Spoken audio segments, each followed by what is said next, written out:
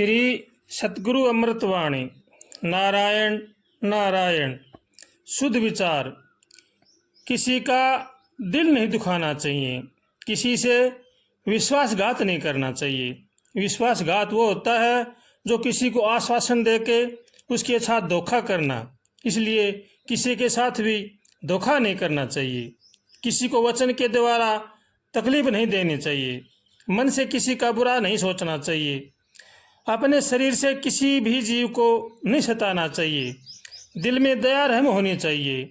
दया रहम के बिना मनुष्य जीवन सब बेकार है। चाहे हम कितने भी जप तप साधन करते रहें, परंतु दया रहम के बिना सब बेकार हैं। इसलिए मनुष्य जीवन में दया रहम होना बहुत ही जरूरी है। वह जप तप कोई भी फल नहीं देंगे। इसलिए भगवान से हरदम प्रार्थना करें, सचेत रहें, हर साइड से संभल कर चलें। मन से कभी भी दूसरों की बुराई नहीं सोचनी चाहिए, क्योंकि सोचते सोचते हम ही बुरे बन जाएंगे। इसलिए सोचो तो सबके लिए अच्छी सोचो, करो तो सबके लिए अच्छा करो। सबके लिए भलाई सोचनी चाहिए और भला ही करना चाहिए। रात दिन हमेशा भगवान के भजन में मस्त रहना चाहिए और भगवान व मौत को याद रखना चाहिए। जीवन को क्षणिक समझें, तुच्छ जीवन के लिए किसी से बैर या द्वेष न करें। यह जीवन में सबसे बड़ी हानि है। रात दिन उन मालिक की याद में लो लगाओ, वही नैया पार लगाने वाले हैं। और संसारी कार्य से अपने जीवन की गाड़ी चलाते रहें, भगवान से प्रार्थना करें। यह जीवन का परम लाभ है। भगवान से हरदम प्रार्थना करें, हे नाथ हमें सद्बुद्धि दो, सद्विचार दो, ताकि भवसागर से पार हो सके। ऐसे भगवान से प्रार्थना करनी चाहिए और किसी से भी ईर्ष्या नहीं करनी चाहिए। ईर्ष्या एक बड़ा ही भयंकर रोग है। देखो, साधन मार्ग में डाह एक बड़ा ही भयंकर शत्रु है। यह बड़े बड़े विचारवानों की भी बुद्धि पर पर्दा डाल देता है।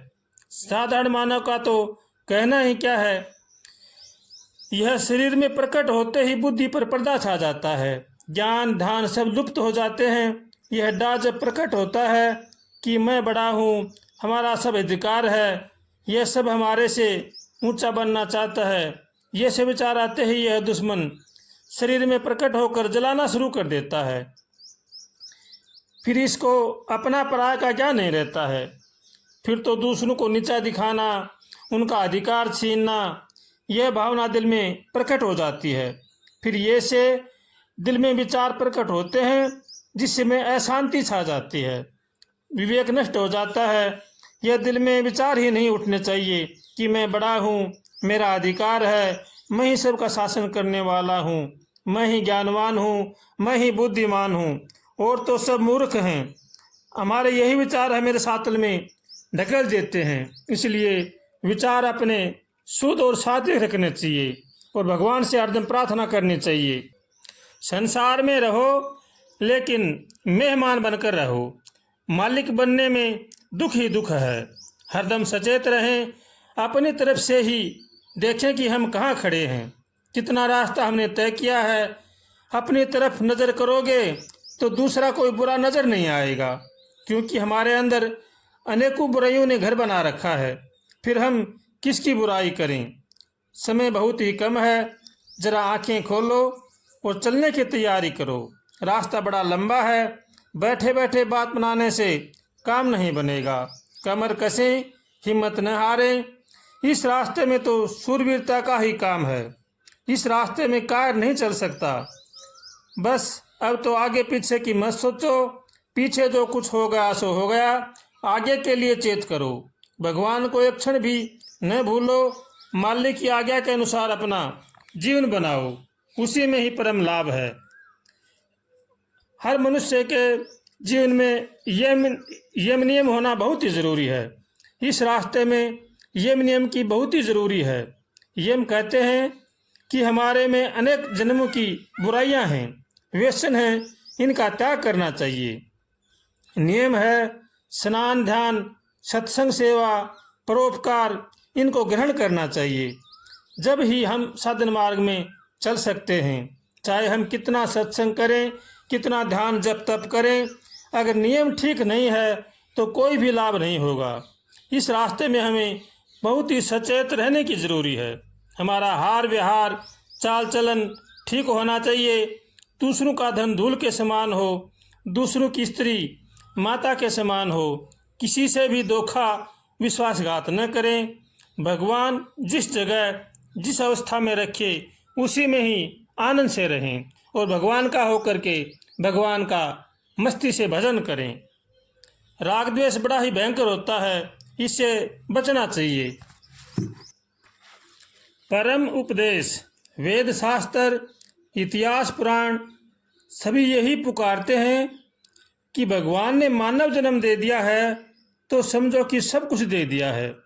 परंतु यह जीव अज्ञान रूपी अंधकार में फंसकर अपना कर्तव्य भूल जाता है। दुख पर दुख उठा रहा है, रात दिन चिंता रूपी अग्नि में जल रहा है, महान दुखी है। क्या किया जाए? जहाँ सुख शांति मिलती है उस ओर तो यह आंख उठाकर भी नहीं देखता है। जहाँ दुख ही दुख भरा है उधर हट करके चलता है। देखो भगवान की कैसी माया है, बड़ी विचित्र माया है। सुख शांति के लिए मनुष्य को चाहिए कि वो सबका भला सोचे, सबका भला करे, सबका भला चाहे, इसी में ही लाभ है। अरे मूर्ख मन, परमपिता परमात्मा की शरण ग्रहण कर, उनकी आज्ञा पालन कर, जब ही तेरा कल्याण हो सकता है।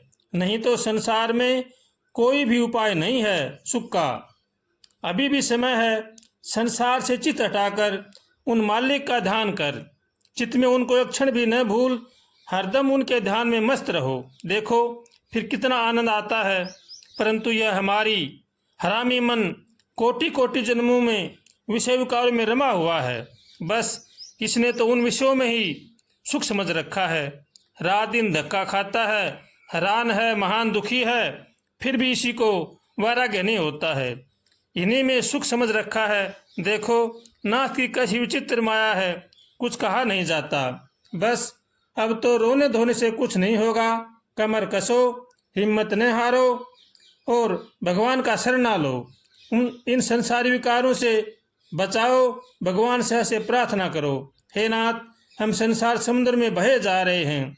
हे नाथ, आपके सिवा हमारा कोई रक्षक नहीं है।